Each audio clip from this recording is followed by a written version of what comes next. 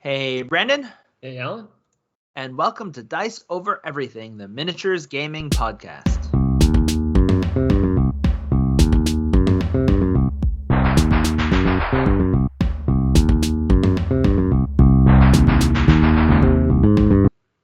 So I heard you've been playing Baldur's Gate 3 lately, and I've seen other people play it, and I've heard rumors that it's basically a soap opera. Is this true? Well, I just keep on replaying the first 4 hours, so I'm not quite sure, but as I understand it, So you watched the in the first. same way that a lot of the fantasy movies and stuff are soap operas. Okay, so the whole So genre, you I think? I Because I'm just feel thinking of like D&D. like one of the biggest things that we enjoy in our nerd genres is literally called space opera, right? So it's not like most of the stories that we have read, especially since childhood. If you look back, if they continued longer than just a set book, it's not like they are not soap operas, basically. That With all the length runs. characters have drama between them, Yeah. but they kind of resolve it in the space opera by having their giant space fleet come after the other giant space fleet. Oftentimes not even. Look at Star Wars, Mm-hmm. right? So there is in the background. I'm just like at the very Return of the Jedi. Spoilers. There's a fight in the where they kill the Death Star 2. But the main drama is actually where Darth Vader and Luke patch things up in a fight, and then they have a huge, everything emotional battle, really. And the ending of the story is when Luke Skywalker finally, Luke Skywalker and Darth Vader finally make up. That's the climax of the story. It sounds like D&D might be a soap opera basically too, except you make up the soap opera as you go. Yeah, of course. It's fun. This might be why I don't play any of these RPGs or watch soap You operas. watch so many soap operas. All of those TVs that are going on for a long time, like Mm-hmm. Rebels and stuff, those are soap operas. Rebels. Humanity. The reason why soap operas are Mm-hmm. like they are is because they give people what they want. And Yeah, but people like human drama. I need a higher percentage of explosions. Anyway, Fair enough. on the note of things that Typically, can what cause I like explosions. in Mm-hmm. soap operas is explosions. Mm-hmm, exactly. All right. On the note of causing explosions, we'll see what spells we decide to take that can cause explosions in this episode. Of Frostgrave 101. We are finally at the last school to analyze, which is the witch. Yeah, last So, round. Yeah, last round of Frostgrave, we played the campaign of Maze of Malcor. mhm. I played a witch, and I don't know, after going through some of the stuff we're going to talk about today, maybe I played the witch wrong, but I won, so. I could have won, but I Mhm. wanted to go in hard. Yeah, can't. You find that like once you play a lot of Frostgrave, winning is secondary to just having Doing crazy some, stuff happening. yeah, Because basically. everyone kind of wins because you're leveling up and stuff, assuming your wizard doesn't die uh at the end. Hmm. So really the person who wins, like you did, killing, oh, you didn't even kill him. I didn't You kill him. didn't I even just kill I Malachor. got his Yeah, you got treasure. the final treasure. You had all of us kill him, which is the Yep. fun part, and then you came in afterwards and like, thanks for killing him, suckers. And then took Uh-huh. stuff. Yep. That's that's how you ought to play as a thieving, greedy wizard, or witch in Sure. my case. Anyhow, so I guess we're gonna do what we usually do and go through the witch's spells, give Mm-hmm. them some grades from A, B, C, and then the F tier ones. Mm-hmm. Then after that, take a look at the complementary schools and see what we would choose from those to sort of put together a good package of spells, and Mm-hmm. then get into just the aligned schools to sort of finish the whole thing off.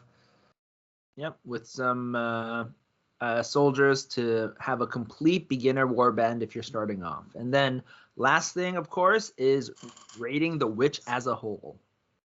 All right, We without further ado, let's start looking through the spells. So the first spell is Animal Companion. So this is an out-of-game spell, TN10. We've mentioned this spell a lot.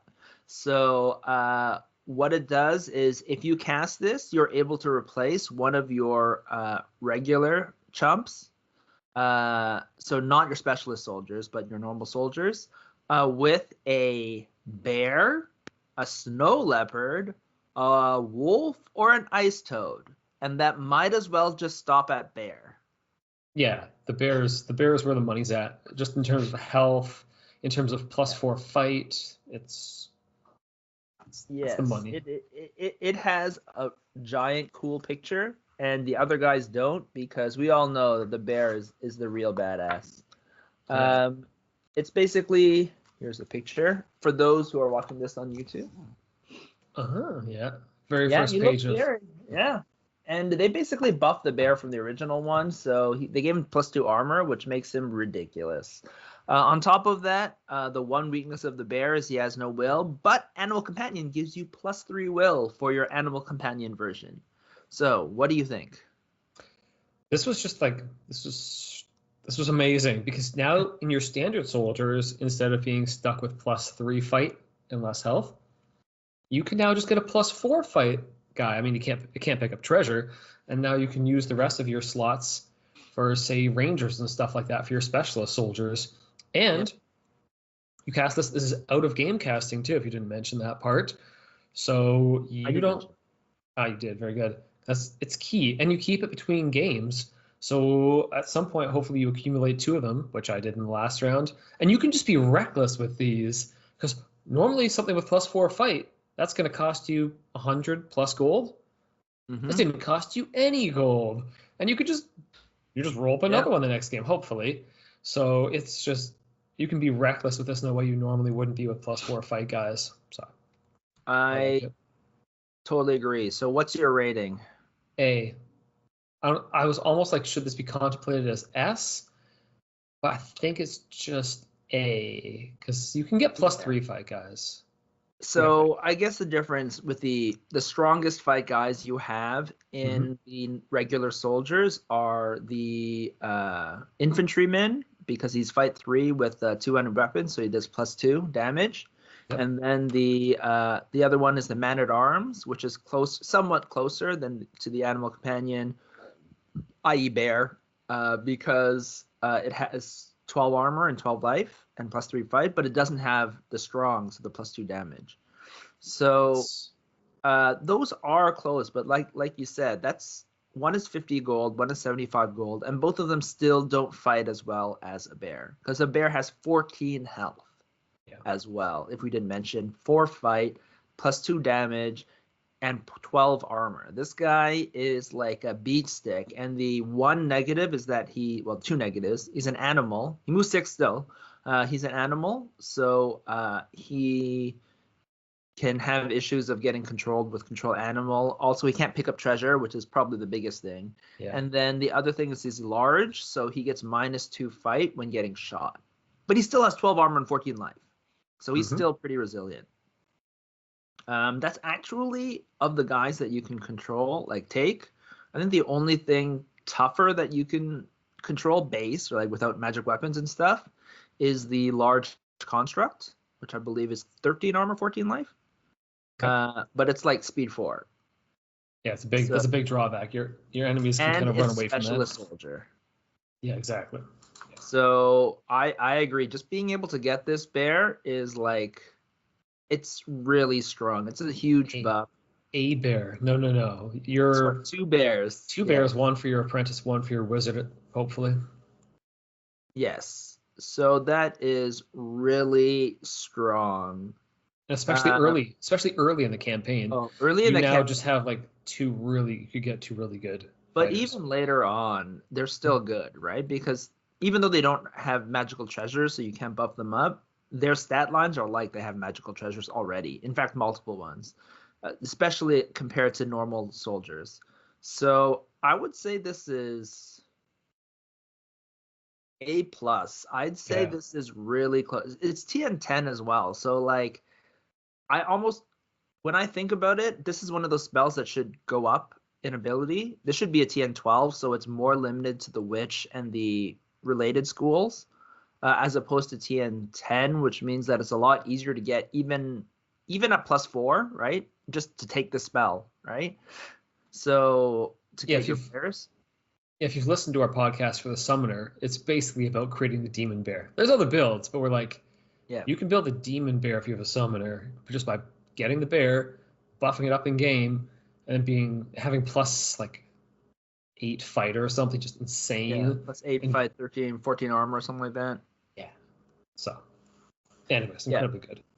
Yeah. So I'd say A plus. Yeah. There's ways of getting close to it with regular soldiers, but it's not the same. It's like it has that extra level to it. You have to get special soldier, right? So like technically you probably get a knight or a Templar that is better, but that's a lot more gold, right? Generally you're gonna have that guy plus like $100 or $200 gold or magical weapon to make them equivalent to a bear, or sorry, better than a bear.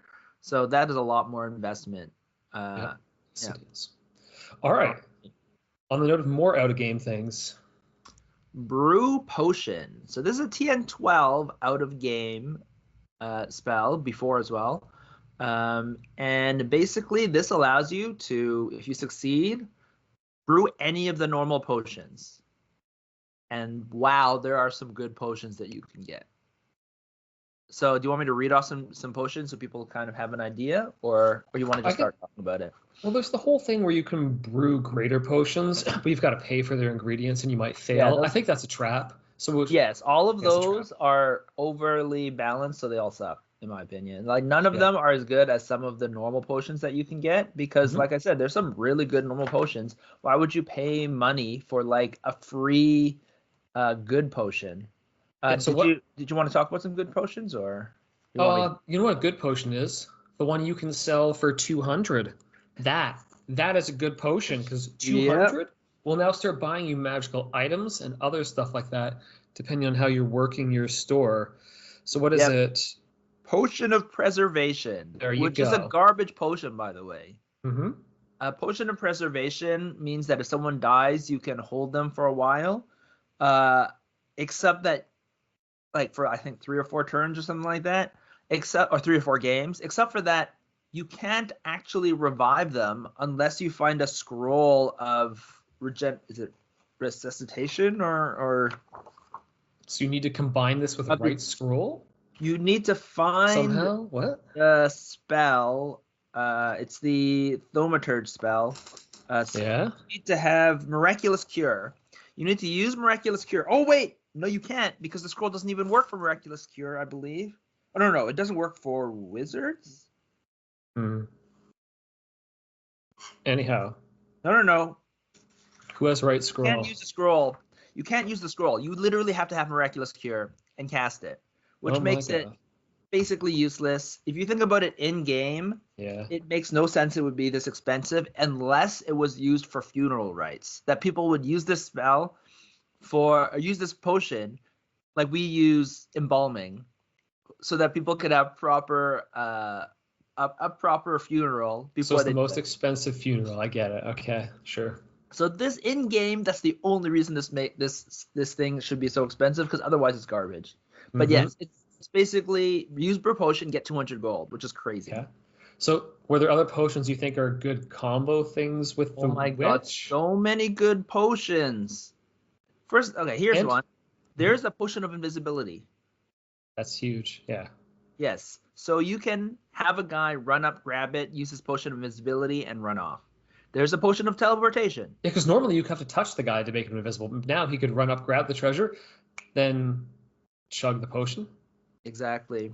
There's a potion of teleportation. So you can teleport. I'm just debating whether you want that 200 gold or whether. But you could sell the potion. But if you've used it in the game, you can't sell it anymore. That's the problem. Like, should you be just selling every game? I don't know. Well, there's a certain point. If you want to win games, potion of teleportation, get treasure. Potion of teleportation, potion of invisibility will do that. Yeah, but so what? Isn't maybe you could buy better stuff? You want tomes? Depends. Obviously, it depends on what you're trying to do, right? Yeah. So and you get more XP for it too. Oh yes, you get 40 XP if you get the treasure. So these are really good. I think you want to balance those out, selling potions of preservations to funerals, with potions of teleportation and invisibility, and potions of strength. So start selling those preservation potions until you get all your specialist soldiers you wanted. Then you get your bears rolled up too. Exactly. Okay. I'm seeing the strategy. There's a potion of fire breathing, which gives you a magical +3 shoot, which that's could be useful. There's a potion of strength, which just gives you, it's not the strength potion, it's not strength, it's +1 fight for the rest of the game. And I don't think they say it can't stack. It's not the strength spell, so it's there's just also different. toughness, which is +1 armor. Yeah. There's so many good items you can buy depending on how you're running the store, that I'm just like, rake in the cash and buy some like cool or permanent stuff rather than just chugging a potion for once a game. Because then your warband is just more blinged out. That's what you gotta go for. So it obviously depends, right? So to me, at the beginning, you're basically doing gold, teleportation, and invisibility to win treasures. And then later in the game, once you've blinged out everyone, you're using probably more strength, toughness. You're probably still using invisibility, honestly, and teleportation. Right, like we can talk about combos afterwards. Well, even just keeping on your wizard, the invisibility potion, they run at you and you're like, oh, I'm surrounded. Crack the invisibility. That's true. And you're good to go. That's true. Actually, you can still drink. You can play really aggressive if you have that going. Right? Pardon? You can't cast spells, but you can still drink potions. Oh, in combat. Yeah. Oh. I'm pretty sure you can still drink. So in teleportation makes more sense. Invisibility doesn't allow them to engage you, but if they're already engaged, you're still engaged.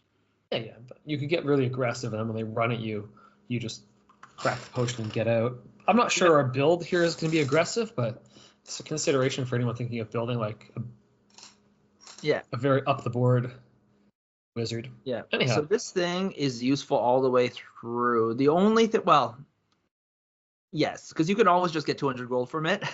Yeah, and you get stuff from the market. Like so even if you blink out everyone and you don't need the potions to use them technically, you just sell funeral rites potions for 200 gold a piece. So what would you say? Oh, this is an easy A, just easy. Yeah, for me, 200 gold every single time you cast it is crazy. I'm comparing it to the embedded enchantment that I'm currently using with the enchanter. It's like, that's a 2-stage process. I need to cast this in the game. Yeah, then but I need then to you embed could also get your enchanted weapons, which is which are amazing. worth 500 in hand rather than worth 200. You're like, you're actually trying to sell the potions to then buy those magic weapons, but instead you're like, oh no, I just get the weapon right away, which is worth more like 500. So it's not 2 stages for the embed enchantment, but it requires 2 spell slots. So I do think that the fact that preservation costs 200 should be like a 150 or something like that. It shouldn't, or 100. So you have, even if they didn't have that, I think the next potion is 130, which would still be fine, honestly. Yeah. Selling scrolls doesn't rake you in this much money. Yeah. Anyway. Or just make the potion of preservation more useful. That could be a thing too. The potion to rule them all. 200 gold is still too much. Anyways. Okay. An A probably getting close because you, like you said, not 2-stage. Getting close to like an A+ as well. Overall, obviously in a campaign. Simply because of those resources coming in, and then and because it's so strong, we think there should probably be a slight nerf, right, with that potion of preservation. Yeah. So probably is getting close to an A+, but I think Animal Companion is better. Yeah. All right. Okay. Animals. All right. Speaking of animals, the next one is Control Animal. So this is a TN12 line of sight, and if you cast it on an animal, and if the animal fails the roll, which is against the TN of the spellcast, so either TN 14 or higher if you roll it higher, you get to control the animal forever. Well, for the full game. Yep. It becomes yours for the full game. So, what do you think about this spell? So they're in the basic bestiary. A lot of those things are animals. Yeah. So I mean, there's definitely situations where you can use this. This isn't. So I'm not. This is not corner case, I would say. The Yes. thing is, there's a spell called Mind Control out there, which is clearly probably better, but Control Animal, they don't roll every turn to try and break out, whereas if you Mind Control them, the animal would keep trying to break out. Yep. So it's a pretty good advantage to that one. And maybe somebody else has brought Animal Companion. I mean, you can't bank Yep. on that, but in the course of a game, some But you animals kind of might can show up. because Animal Companion is so strong. Yeah, exactly. So if you have a whole bunch of people in your campaign, maybe you're taking their superpowered bear. Maybe they're playing summoner and they built the demon bear like we talked about, and they're like, oh my god, you have control animal. So Yep. They have to be more cagey. So that's why we said when you take your demon mhm, bear, you need to have Dispel. yeah, But if they're smart about it, they can try and take your bear and then run him, even just take control of it and run him out of line of sight of their wizards so that they can't take it back.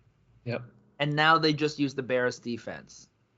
mhm, And unlike mind control, they're not afraid of the bear breaking out unless you cast a spell on it. So it's quite useful. mhm. So I don't think this isn't like an every game spell. So I Mm-hmm. don't think I can give it an A. Mm-hmm. But when it comes up, you're like, oh yeah, that was really good to have. And I took it when I built the witch in our last campaign. I took this spell because I knew people were playing the bear game. I'm Yep. just like, yeah, this is gonna be good. So, but it's a B. Yeah. I'd say it's a B. I think that like you said, because bear animal or bear companion Mhm, is so popular, plus the fact that in the main book, there's a lot of animals that show up randomly. The random monsters are there's a lot of them are animals. Um, it means you'll see a lot more animals than basically any of the other ones, except for maybe undead, right? However, if you're playing one of the longer campaigns where there's less animals, the charts are different.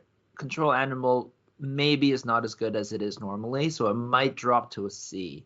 But the other thing that makes control animal good is that there's a lot of strong animals without high willpower.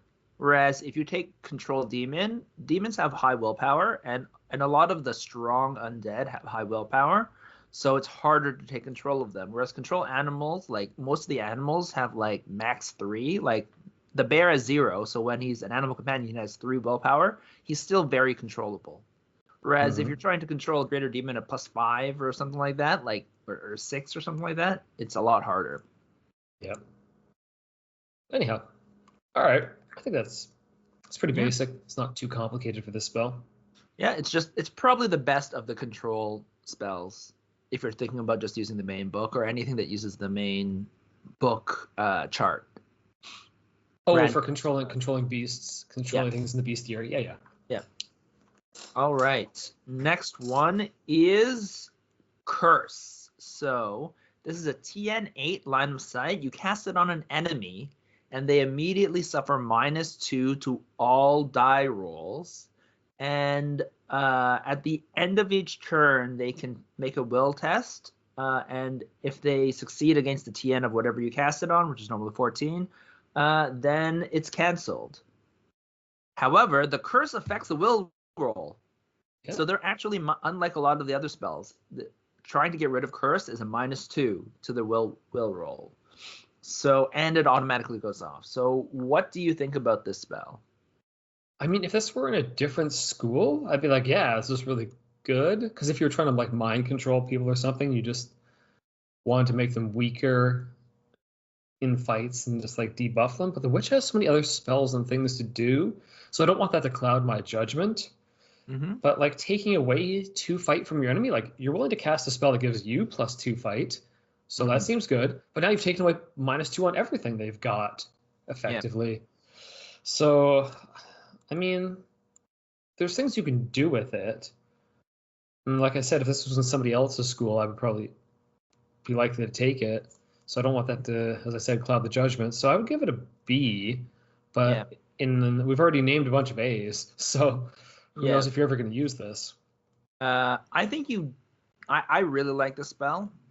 Like when you cast it on someone, they're -2 to fight, right?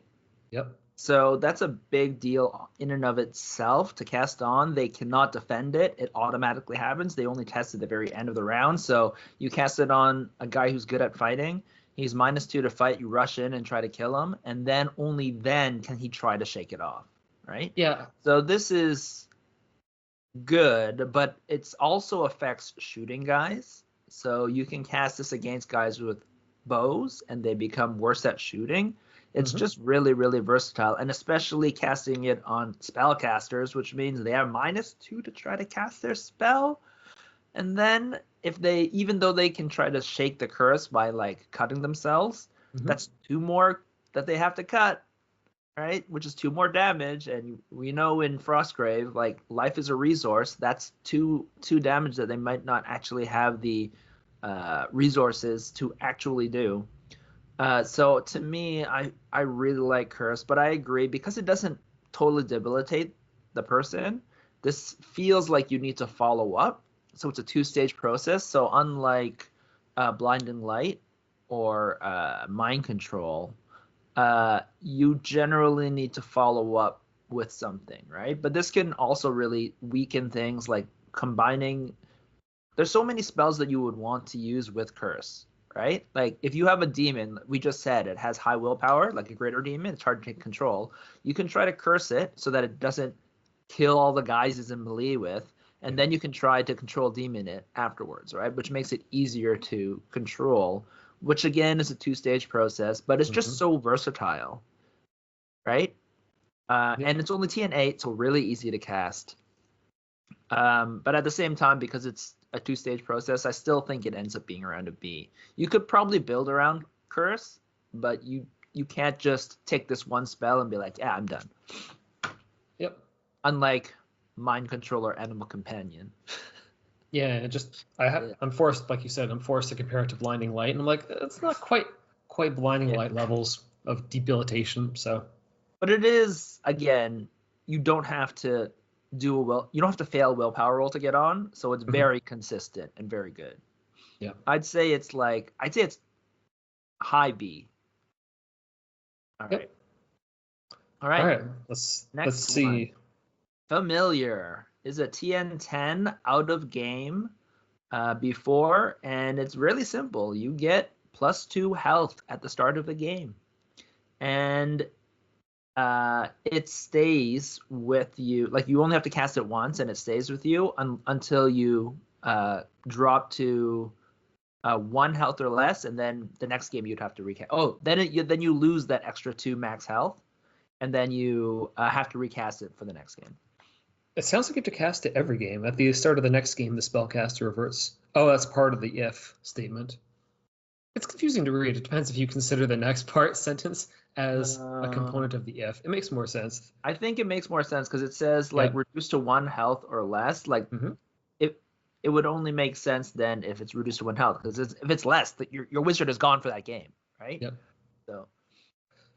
Yeah, so what occurs to me is this is you're playing at the edge here if you're playing over 2 health. I mean, sure, you've got more health is always good. Like casting heal is good, but this is one of those things where you're assuming you're going to be playing at the edge, but then again, it's also out of game. But it also means you're also 2 health further from the edge, wherever you are. Yeah, so if you decide to cut yourself for a couple damage, you're not close to being low. Oh, like the spell, you could do this for your wizard and for your apprentice. Yep. This is also one of the things where I think it lets you play more aggressively. It lets you play a bit more aggressively. It's 2 extra health. I know. 2 extra health is good. Like healing is 5 health, but you've got to cast it in the game. Yep. And this is like familiar is 2 health, but only for your witch or wizard. Whereas where healing you can cast it on. Can be anyone. Yeah. So I don't want to give this a C because it's C's are like useful in very corner situations, so it's not a C. This is always useful, I think. Yeah, because it keeps going too. Like it's an out of game that's useful. It's like a B. Yeah, I think this is basically a solid B. Like I don't know if you would take this at the beginning. Like you could, right? But there's so many other spells. Like this is not necessarily changing the way you play. It just gives you more of a buffer, more of an ability to do things. You could also think about it as once per game. Like if you cast this once per game, you can upgrade a spell by 2. You can like increase the TN your roll by 2, right? That's basically what it's giving you, right? The 2 health. So it's good, but I don't think it's so good that you would build around it. And it's not like an A like the other things we talked about, but you would always be happy to have this spell, right? Yeah, this is good. And you could tie it into helping you win a game from having that 2 health to cut where it's not dangerous. But I feel like because it's that's basically it. So just a solid B, I feel like. Yep. All right. The next one, Fog. So this is a TN8 with a line of sight, and you place a 6-inch long, 3-inch high, 1-inch thick fog anywhere in line of sight, which is technically 24 inches. Actually, it all has to be within 24 inches. So technically, this is more than just line of sight. The maximum is 24 inches, including the fog. Usually with a thing, you can cast something in line of sight and then have it extend out. But this one, everything has to be within 24 inches. So basically, it just blocks line of sight. And then on a 1 to 4 at the end of a round, it disappears. Yep. So what do you think about this one? I think I want to talk about how I built my fog, but I'm not going to. Okay, maybe I will. It's basically just like I took 2 posts out of popsicle sticks, attached them to some bases, and then actually strung the cotton material between them, so you can kind of roll the whole thing up, so it packs into a nice small spot. Anyways, gotta mention that. Also, you should make 2 because you have a wizard and an apprentice who can both cast 1. Technically, you can cast unlimited amount. What? No. Yeah. No, I thought I went away. No. Oh, wow. You can build you could do more. So this is not like the wall spell where you can only have 1 per caster. I believe the wall is only 1 per caster. Is it not? No, you can cast unlimited walls too. Yeah. Okay, you can really get to work on building the wall. So you've been holding yourself back all this time. Yeah. Not me. So anyways, I cast this all the time. Oh yeah, this I took last time, especially when you play multiple player games. Like we've talked before, playing Frostgrave with like 3 to 4 people, best way to play the game. Yeah. And because in that situation you've now got people beside you who could just like you think. Normally with a 1-on-1, you've got terrain in between each other. Now if somebody's beside you, that can get really nasty for them just shooting you from the side. So having fog in those situations to kind of like keep the hostilities down. Yeah. Just so you're not just like having stray shots going and killing each other's guys. Very useful. Totally. And if you want your I want to say witch, but any wizard to really be standing out there doing stuff on the battlefield, if you can put that fog up, blocking where their archers would be shooting your wizard while they do their thing to manipulate treasure, buff guys, shoot whatever magical bolts, so valuable. So you're not just sitting out there in the wind to have an arrow just come hit your wizard and be like, oh, well, I got to retreat now. So valuable. And when your guys are just running in to grab the treasure, so they're not just eating like magical shooting arrows and all that. So useful. Yeah, a lot of the strongest spells that we talked about, you need line of sight for. In fact, almost all of the spells you need line of sight for. So mind control, you can protect against mind control by having a fog up there so they can't see. You can protect against the illusionist swap spell. I forget what it's called at the moment. Transpose, yeah. With the thing, you can protect against TK, telekinesis, because they need line of sight towards the treasure. You can put that fog out. So like, you want that treasure? Come and get it now. You can't just do shenanigans, which you literally did in last game where my guy was running after your guy. You just kept on dragging the treasure towards it. I was like, damn it. But if you could have put a fog down, you could have put a whole end to that. You're like, I fogged just on the other side of that treasure. No more telekinesis for you. Yep. Instead, I left my guy, but then you just kept on pulling, and I'm like, oh, god damn it. It's terrible. You ended up getting the treasure in the end, which was the most annoying part. I had to deal with some I've been waiting to reveal my powers. You can't show your opponents all your powers in the first game. I had to deal with another side because the mission had a whole bunch of monster spawns, so I couldn't end up Couldn't spare more chasing guys people. to chase it down. Yeah. But yeah, so it's a great spell. How would you rate it? Just you can build a game plan around this thing. Like You can definitely build a you game build plan. so many game plans around this.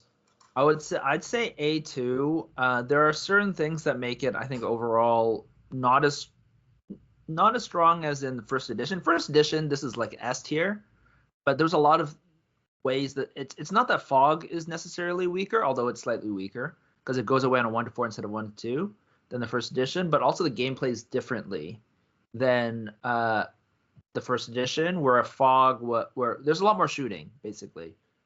Now there's not as much shooting and it's more wizards. Even though wizard spells are stronger, archers are less prevalent. So fog is not as strong as it used to be. It also disappears faster. So I'd say this one has dropped a decent amount compared to the first game where it was one of the top spells. But I think it's still solid A. I got a question. This is besides the point, but fog or wall, which one do you like more? I like wall because, as you said, I don't play as harshly confrontational, so I don't want the guys just rushing through. I want to be like, you've got to add a couple more inches to your move to get to me. Yep. Whereas fog, you're like, no, let's play aggressively. I'll put the fog up. I'll run my fighters in behind it, and if you think we're going to fight over this treasure, I'll bust through the fog and we're having a huge fight. Like it's more aggressive. It's the more aggressive version of playing the game. I'd say wall has become stronger in this edition as well, because there's more melee. Again, because of the change in play, and also because I don't know if this is a typo or not, but wall you don't have to roll for the first turn for some reason. Yeah, well, which makes no sense. Like you should be rolling at the end of that turn, just like all the other ones. But right now you get a free turn with wall, which is stupid. All right. Yeah. But also makes wall stupid good. So the balance. Yes. All right. The next one is mud. This is a TN10 line of sight. Really simple. You place a point you choose a point on the ground, and anything within 3 inches of it is rough ground. So so it's basically a 6-inch diameter circle of rough ground. Yeah, so rough ground causes guys to have to spend double the movement to go across it. Yep. So what do you think? We just talked about wall and fog a lot. This is obviously below the level of those in terms of manipulating the battlefield. Yeah, because there's spells that allow you to get around it, like illusionist spell, leap. Certain animals can get through it. So. And treasure. It's like for beast spells, I commonly feel like you need to be able to build a game plan around them, or at least they're part of your game plan. My issue with fog is I don't think you can really rely on it as a component of a game plan. Like it's a bit too corner. So what, fog? No, not fog. No, fog is game money for game plans. Mud. But mud. I find it very hard to slot it into making a game plan. So I think just based on that criteria, I've got to give it a C. I mean, I'm not saying it's a bad spell and you would never cast it, because it's definitely not one of that category. But it lacks that. Feels more situational for you. It's too situational to game plan around, so I'm giving it a C. I don't want to, but like that's. Yeah, I could see. To me, I put this as. So here's the thing. There's so many good witch spells. Mud seems like it's decent, and I've heard that people use it. I don't think we've ever seen it cast in the game. At least I've never seen it cast in the game. So I don't know how good it is. So I put a question mark B. Like most of these spells, actually, I've seen in the game. But Mud, I have not. And so I think this might be like one of. There's other ways to tie the guys up by like sending an imp near them, by like using the bones of the earth near them to slow them down. But Mud also, especially 6 inches is a big zone. And so this can really stop people from running away. And I feel like I've been in situations where that matters a lot. So I could see that being good. But again, this goes in with aggressive play, right? Getting in there earlier. And I just, when I do a witch, I could see this. If I play a witch and I took mud, I could see this being a B spell. Because I think that there's a lot of things where it will come into play. It slows the enemy from getting to treasure and also can slow them from getting away from treasure. Both of those things are a big deal, and especially now, like we generally play as Frostgrave is supposed to be played with tons of terrain. So 6 inches, that's like the width of a fog, right? So you can lay out an entire area where there's a gap where they have to go through the mud to get there or get back. So I feel like it will, and there's only 2 spellcasters, right? So I feel like it's probably a B, but again, because I haven't really seen it, I cannot say for sure. So the only game plan I can think of right now with Witch is you take the animal companion, you send the bear at like a whole bunch of their dudes, and they're like, oh yeah, we're gonna gang up on the bear and beat him down, get through and get to the treasure. And you're like, oh yeah, we're fighting in this like narrow choke point that's about 6 inches. Here's where the bear is gonna come out and intercept you, and you drop the mud right in there, and they're like, oh, I can win the fight, push off the bear and run away. You're like, no, you can't run now because this thing's all mudded. And I've actually gone off to do something somewhere else. So you have your bear, your mud, and then you kind of ignore that corner and just let them get bogged down literally by all that. So yeah, if you have mud and a treasure, it's half and half. Yeah, exactly. So if they want to get the treasure from over there, you are moving at the minimum distance, which I believe is 2 inches, right? I think there's an absolute minimum of 2 inches. So like even a thief at 7 movement, he's still moving at 2 inches basically. So if you put that bear in front of the treasure, they eventually kill the bear, then they move to the treasure, then they get the treasure, then they got to go back through the mud. It could be a long time for them to try and take like one treasure from that side of the board that you've literally guarded with just a mud and a bear. So. Yes, exactly. Of course, when you're talking about just, again, the idea of you need the mud to affect multiple people, right? Because if you're only affecting one guy, then it makes sense for the opponent's spellcaster to just cast a spell which leaps the guy, does something that cancels out the mud.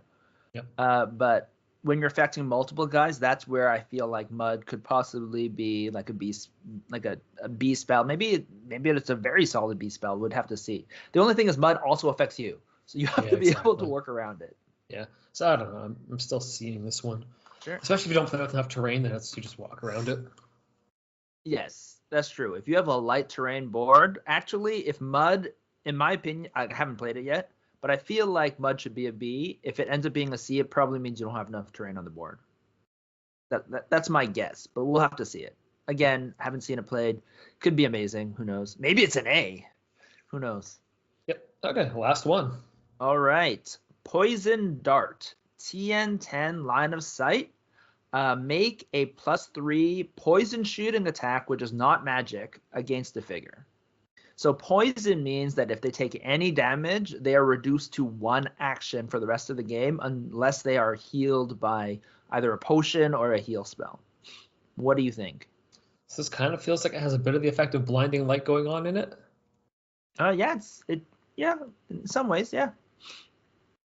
And it's not magic. So like A tier shooting spells, I want magic. Like because when enemies appear that are, I want to call them incorporeal, but they're just immune to non-magic shooting. That you need those spells badly to deal with those. So this is not one of those A level shooting attacks, that's for sure. But it has like a combination of 2 things going on. Yep. So I feel like I could give this a B. Nobody ever uses it. I mean, it's not. I've seen it used. Yeah, it's not the worst shooting spell, but it's again not the best shooting spell. Mm-hmm. So it's just like it's a B, whatever. Sure. Yeah, it's pretty straightforward. I kind of rate it as a C. I wanted to give it a C before too, but when I realized like the blinding light effect to it, you're like. But you do have to damage them. So I guess maybe it is a B. Like when you think about +3, the issue was the +3, right? So obviously if it was +5, it would actually be really good. Yeah. But at +3, your ability, you need to crack armor, but technically you only need to crack it by 1, right? So normally if you did like a poison dart or any of the other damage spells and you did 1 damage, you'd be like, wow, that's a waste. But for poison dart, if you did that 1 damage, you're happy because they're poisoned. So maybe it is a B actually. The only thing is generally knights, bears, things with high armor, this is not nearly as good because oftentimes you're either doing no damage, right? But at the same time, there is that period where you just plink him for 1 damage, and then they move half speed. Actually, maybe like if you did this to a wizard or apprentice, they would almost be table flipping at that point. Oh my god, you're right. Because you can't get away. You're like, I need to cast spells, and then just move away. You're like, can't do that anymore. Ah, they're just casting spells, and then I don't know how do they. And you can't dispel it either. You're like, I brought Spell Eater. You're like, yeah, it doesn't matter. You can't get that off of you. You can't dispel it. It's an actual poison. Yeah. Ooh. It's only when I compare this to like the blinding effect combo. Right. The only thing is when I've seen it cast, I wasn't that impressed, but maybe I haven't seen it enough. So you're right. You're right. Like from the way you're talking and the way it should play out, I should probably take a second look. Maybe I'll take a witch with too, but mud, poison dart, and curse, and we'll see how it. Or mud, poison dart, and familiar, and see how the wizard does. Maybe it'll be fine. I don't know about familiar. I'd feel more like imp. Familiar is good. We said it's good. It's just a solid. No. We said we need the bear. We talked about you need the bear to fight in the mud pit, and you should probably just model it you should actually model it like a pig. But having a poison dart with it as well and getting through mud when you're poisoned, you're basically done. You'll spend all game getting out of the 6 inches. Yeah, but no, you got to take the animal companion, but then model the bear as a pig, and then literally your enemy has to fight in the pigsty with a pig. Okay, you changed my mind. I think it probably is a B. It's just when I've seen it it's just plinks off a lot, cancels out like one guy, but the one guy can still make it, right? Because it's only just one less action, right? So you want to do this to the people who are running away with treasure or certain guys, right? Can you take Wizard Eye with Witch? We're obviously talking about a corner case build, not our real build here. So you can get Wizard Eye from somewhere with the Witch, can't you? Actually, and there's a lot of units that, especially the units that just want to grab it and run away, where Poison Dart makes sense, right? It's just the main fighters probably care less about Poison Dart because they're basically the only thing they care about the 2 actions is getting there, right? Yeah, like if they have a ranger and they're trying to just move and then shoot you, move and shoot you on their way out with the treasure, they're gonna be like, ugh, this thing's now out of commission, basically. Yeah, archer. Actually, even a crossbowman. They can't reload anymore. Although you have to, you need to cast poison dart, and your apprentice needs to cast a fog so that you don't get shot by the thing. Every other turn, you still don't get shot. Okay, all right. So that was our alt build of the wizards. Is your poison dart, mud, and animal companion. That's the edgy build. Anyways, let's get back to the real build. So it's an interesting thing. I think you're right.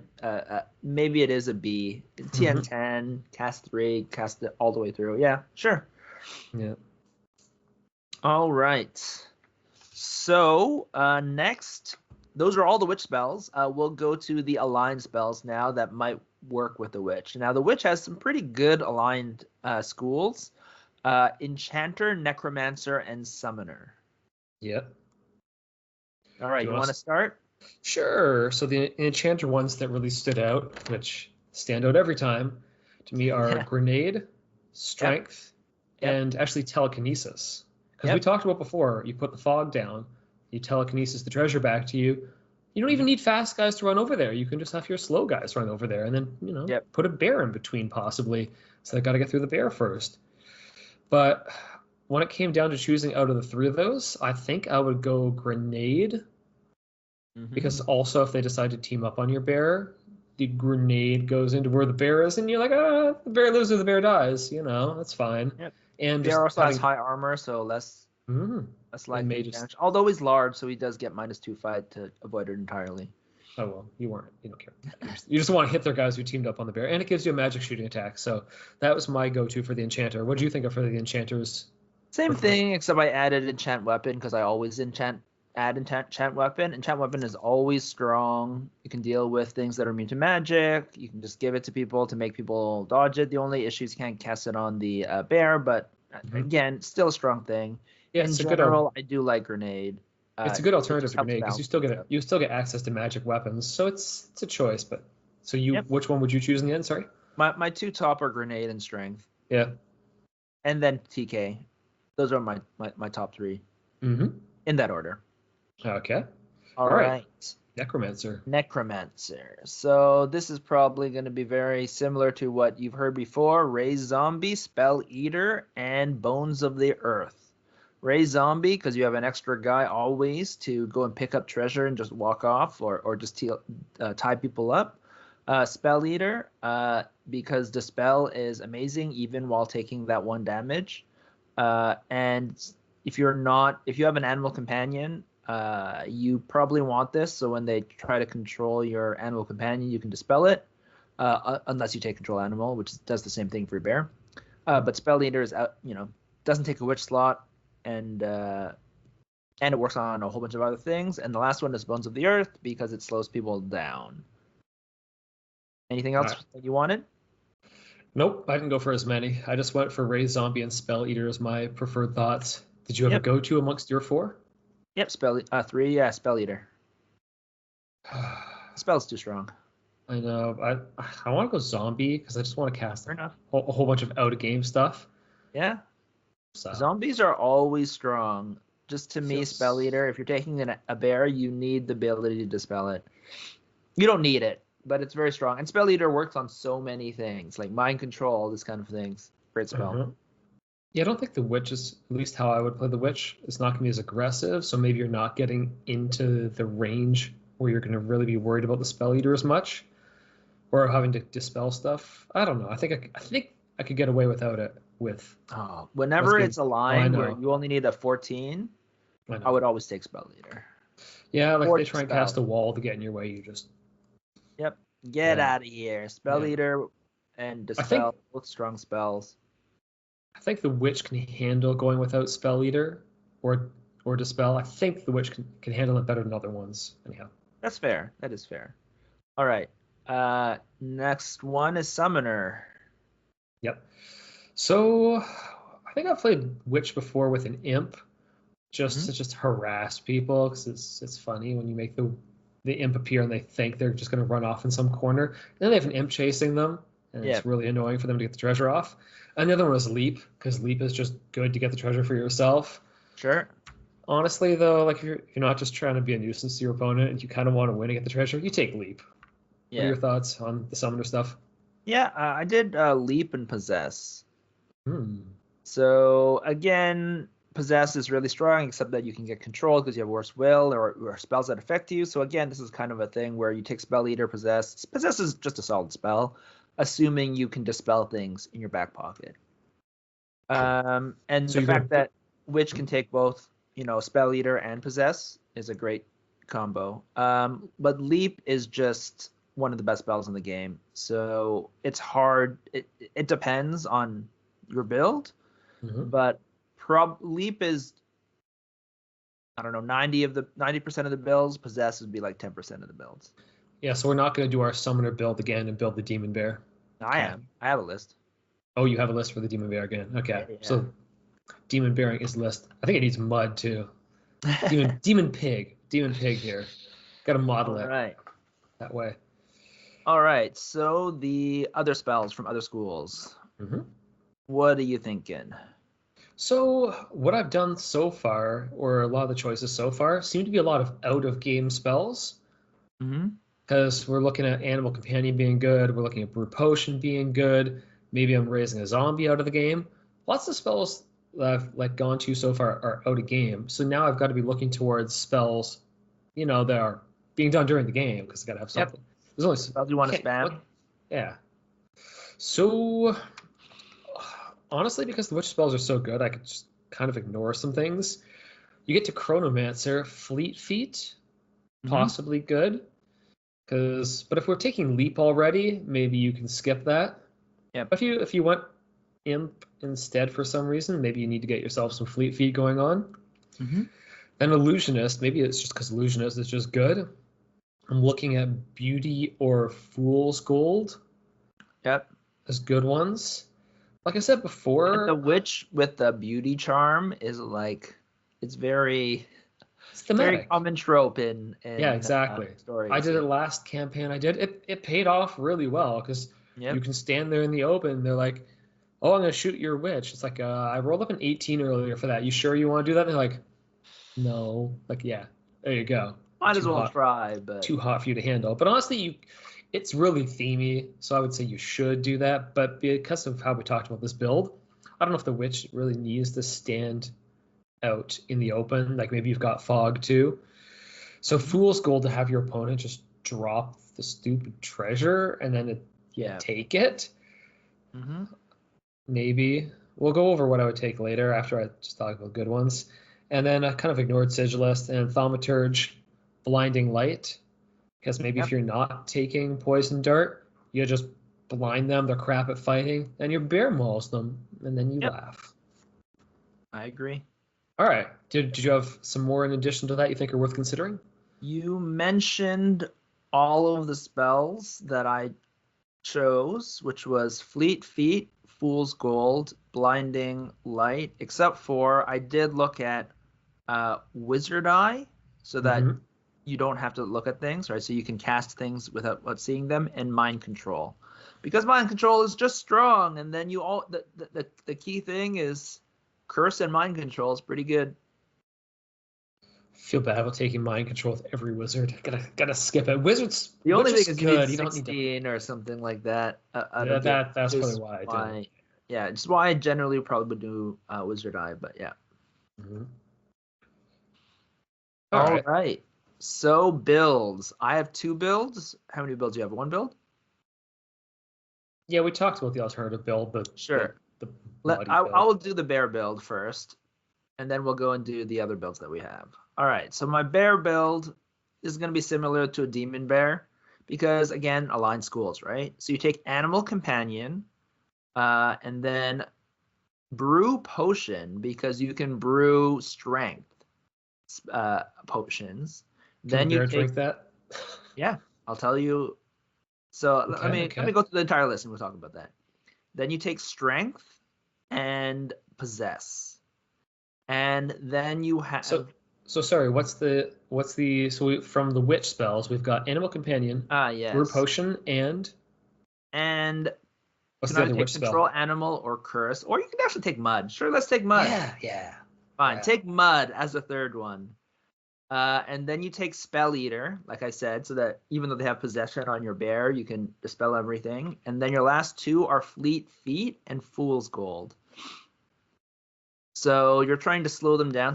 So this one you can't really speed up except for Fleet Feet, but you basically super buff up your bear, so he moves fast, and so he gets Strength, which is +2, 6. Mm-hmm. Possession is +2, is 8.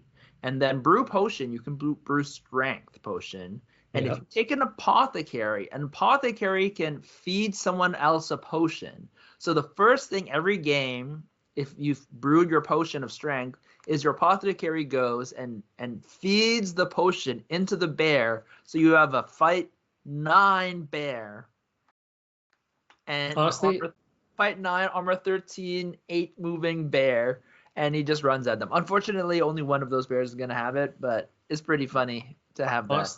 honestly, I think you should just one of the bears should be modeled as a pig that's gonna fight in the mud, and this should just be called the pigsty build, like All the right, yeah. demon demon. So yes, and then you Mm-hmm. fool's gold, and whenever they get the treasure, you basically make them drop the treasure into the mud and try to get them to come No, at you. they drop it right outside because it's 4 inches. Oh, that's right. That's right. Yeah, and they have to fight the So pig in the mud, and you're like, yes. So actually, a lot of the spells inside, you actually kind of want to reduce Fleet Feet and Fool's Gold to make them more consistent, right? mm-hmm. And a lot of the other things you're just getting to try to, because Mud is TN10, Animal Companions TN10, right? Brew Potion, I guess TN12. You might want to increase it, but yeah. So overall, that is the yeah, the Pigsty, Mud Bear. Yeah, pigsty Mud build. Bear. Well, it's not a pig, right? But Yeah, yeah.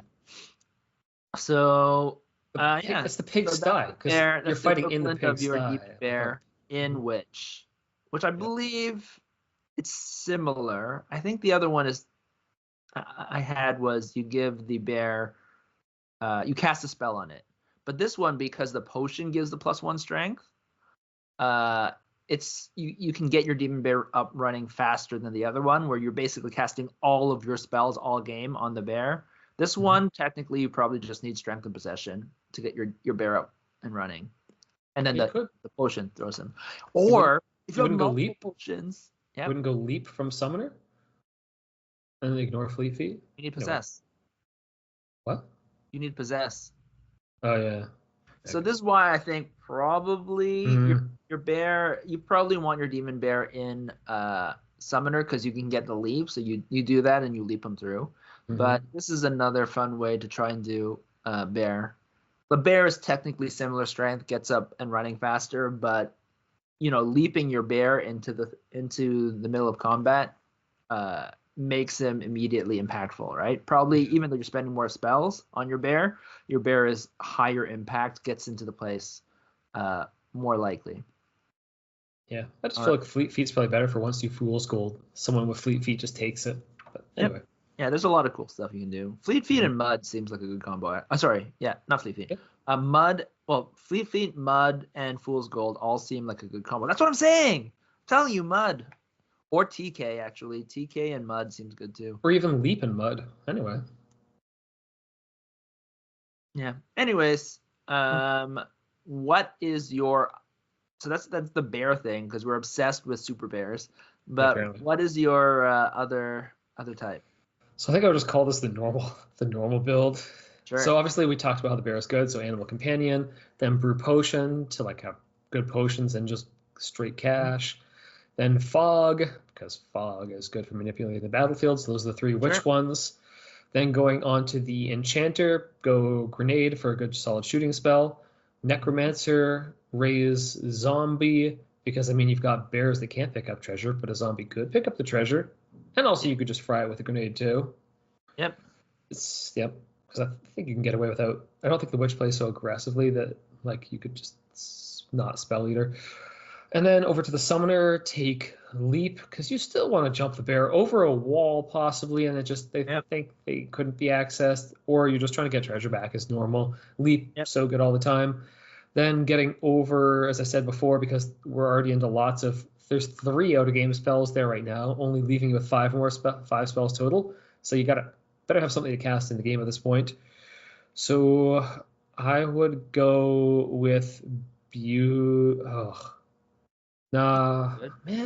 Fool's Gold. I have a real problem choosing between. Beauty, I think, is more consistent, because Fool's Gold you have one ability to cast, and out of things +4, right? It's a lot harder to cast Fool's Gold, whereas Beauty, you can just cast it at any time, right? And if you want fail, the high it's roll. not a big deal. If you fail on a 10, you don't care, because you never wanted a 10. You want 14 you get or a more. 14. 14 is the default, so you could cut for 4, but again, you don't. It's not as critical to cast it at a critical time, and you can just cast it on the first turns.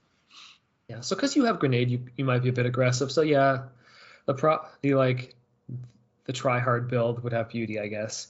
And then over the Thaumaturge for Blinding Light. Yeah, similar. It's kind of similar.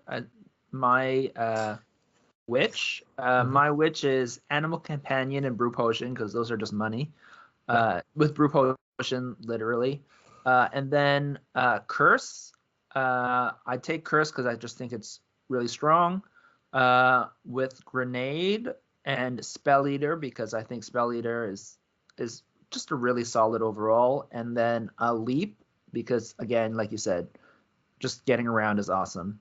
And then I did take Blinding Light, because it's a great solid spell, and combining with Curse and gives you a lot of ability to blind people permanently, right? If you're worried about a guy breaking out, you can Curse and Blinding Light him. And remember, that's they have to roll those 2 spells separately, right? So, although I wonder what happens. It doesn't apply to, I think, Blinding Light, because I think Blinding Light is that end of turn, or is that end of... oh, no, it's end of turn. I don't know how it works when you decide which one goes off first, because the Curse will affect Blinding Light, right? So I don't know which one you roll for first. Maybe it's when you cast them. I'll probably look up a fac or something to see how that is. And then the last spell is Wizard Eye instead of Beauty. Well, to protect my wizard, although you could do Beauty instead, right? So Beauty just means you're walking out there. Wizard Eye means you cast there, and then you can look around the main board without actually having to be there. So either of those are fine, but the last spell is basically to protect yourself. Yep.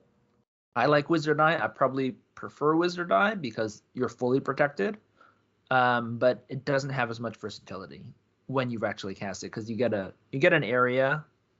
Oh, maybe it depends, but yeah. Yep. So yeah, that's my build. I think it's a pretty normal build. Does a little bit of everything. The idea is curse and using those other spells so that you can the other spells hit harder. Mm-hmm. All right. So warband builds then. What do you lean towards given these spells? Yeah, so I think I mentioned the apothecary, right, is a great guy to have because he can, the potions you brew, he can feed them to other people. So I would actually take an apothecary even in the normal build instead of the normal treasure hunter, which is not a treasure hunter, the normal man-at-arms, which is what I would normally take in another warband. But because you're brewing potions, having the apothecary be able to give another person a potion and have them feed it is really strong with that. And then the other two are Treasure Hunter and Ranger, which is pretty normal. Again, like you talked about, Treasure Hunter is because he's fast picks up treasure, decent, like strong thing. And then because you have the bears, you already have your hard-hitting guys, right, as your bears. Yep. So your Treasure Hunter is more about speed, and Ranger is, speed and can shoot. Mm-hmm. So how about you? Yeah, I think I lean the same direction. I would honestly actually take an apothecary too in this sort of build. Yep. Because they have like double function now. They're kind of just going to be like a slower version of the thief for you. They're probably going to be the one who grabs the treasure and runs off because you've taken up your standard soldier slots with bears. And honestly, once they've done their mission of healing somebody and like using that potion, you're fine with them just walking off with the treasure because their job is done. Then for the specialist soldiers, just don't get your treasure get stolen by TK because you're going to leave it a little bit. Like for the first couple of turns, because it generally takes 3 or 4 turns before you want to use the healing potion. Yeah. So you better get the treasure, come back, and then do something with the potion. Make sure the treasure is not stolen from under your nose. Mm-hmm. Yeah, because they could get killed. And then I would probably lean towards 3 shooters. I mean, you can't buy them all to begin with, but because if you've got fog, well, you've got grenade too, so you can lay down some pretty good shooting pain. You're not shooting across the board, and your bears are going to deliver your punches, like you said. So you don't need to rely on knights and templars quite as much. So honestly, I could see myself trying to build towards 3 shooters. How many you start with? I don't know. It's up to you. Mm-hmm. And what you do the shooting because they're around your leader. So the 3 shooters shoot, and then you lay the fog to protect them. You lay the fog to protect the guys you don't want to get shot, probably. Or just the angle you think their shooters are coming from. You just kind of block that off, and where their guys have to run at you, you just start gunning them down with your grenades. In between their shooters and their front line. And then you just light up the front line. Fair enough. Or if they try and flank you with shooters, you're like, no, just block it off. Good idea. Yeah, so overall, I think Witch has so many good spells. Yeah. And I think I don't think they have any C spells, is that even we named it. Is that the first one without any C spells? I thought we named this. We upgraded one. Yeah, I was gonna say I thought Mud was B. Familiar. And you said C, and then I thought Poison Dart was C, and then you said was B. So I upgraded Poison Dart to a B. And I think after talking about it and the fact that we want to put Mud into a thing, I think Mud is probably a B too. We just haven't seen it, right? Yeah, so I put Mud in B category to start with. It's just the Familiar I feel like might be a C still. No way. Familiar is definitely a solid B because you're always happy to have it. Happy to have it. Still a C for me. B, I want game plans. B, I demand a game plan. There's no game plan around Familiar. I disagree. I think that's against what our rating system was. I think C is supposed to be marginal. But I you're still see always it. happy I to still have see it. familiar, so like how can that be a C? Yeah, getting +2 like hell. Plus 2 health is good. Yeah, it's not good enough though. And Gotta give something C's. out This of one game and plus 2 health. I think that's good. we've given too many high ratings. Somebody's got to get a C here. No, Belk. you're just doing that because you don't like the fact that Witch has only A and B spells. I think. If they had another C or even an F spell, I think you'd be fine to give a familiar a B. I think you are trying to grade the Witch class of spells on a bell curve. They're like, well, they can't. Nobody all be else. one. This is like the weakest one, so this must be No, a C now. nobody else is gonna. No other school is gonna take this one. All right. So overall, what do you think about the Witch? Easy A, because yes, I agree. The solid spells are so solid. Yeah, we had Animal Companion, which was A+. We have Fog, which is great. Brew Potion, which is 200 gold. Like, this is a solid A. Good aligned spells, Enchanter, Necromancer, and Summoner. Those are really good. There's a lot of cheaper spells. So the crazy thing is once you start finding tomes of those are good tomes for Enchanter, Necromancer, and Summoner, right? So you can immediately get a lot of spells where you didn't start with, like that are useful, right? All of your witch spells almost that you get are going to be useful if you get a tome for it, including familiar. Enchanter, Necromancer have so many spells that you kind of want, and Summoner as well. Like you said, like this is a really solid guy, especially as you level him up. Yeah, and like I don't see huge weaknesses for the witch either. Like if they decide to run at you and decide to have a face-to-face just punched out battle, you're buffing your guys, you're leaping your guys. Like you can go head-to-head and just grind it out in the middle match. Yep. If they want to have a shoot it out match, you've got decent ability to lay down shooting, control the shooting lanes with Fog. Yep. You're good at the shooting game. You're good at the treasure You're okay at the treasure manipulation. You do have Enchanter. You do have Enchanter, and you do have Summoner. So you have Leap, which allows you to get there, and you have Enchanter, which allows you to get TK if you're able to get it. But you're right. The biggest thing to me is that Illusionist spells are not aligned, and Illusionist is the other. I feel like, to me, looking through all the spells, probably the strongest class, and you're unaligned with them. So that is a somewhat of a negative. But we already said beauty is one, and you can still take it. That's the beauty of Frostgrave. You can still take the spells that are not fully aligned and still use them. Which is the one that Witch is against? Soothsayer. Oh shit! Maybe I can't take Wizard Eye. Then I have to take Beauty. Yeah, and you got no mind control. Like I can see. You're right. Screw Wizard Eye, which is the one I normally take. Take Beauty instead. That's probably makes sense. You have to go a little harder. You can't just totally stay in the back. So I gotta change mine. Yeah, Beauty. Gotta use Beauty instead. Yeah, go with the proper thematic one. Yeah, I can see if somebody was doing a build where they were trying to shift treasure around. I thought for sure I had Wizard Eye with my Witch, but I must have confused it with my Illusionist. Whatever you played last time you had, whatever you played last time you had it. Anyhow. Yeah, but I wasn't the Witch. I played Witch last time. So before that. Yeah, I can see a wizard who's playing a lot about like transposing treasure, like your guys that have treasure, playing mind control on you. I can see that giving the witch a bit of an issue.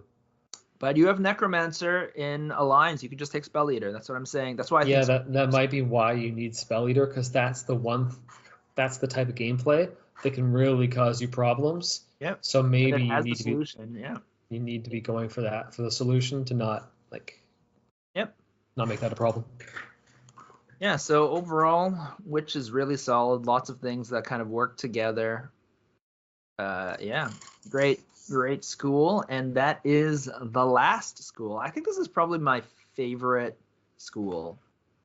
I played it in our last campaign with Maze of Malcor, and after going through all of this, I feel like I played it wrong. So all I did was just make bears and put strength on them. Then the next person who was going to battle, they got strength. Who else is going to battle next day? Here's some strength for you. I wasn't doing very.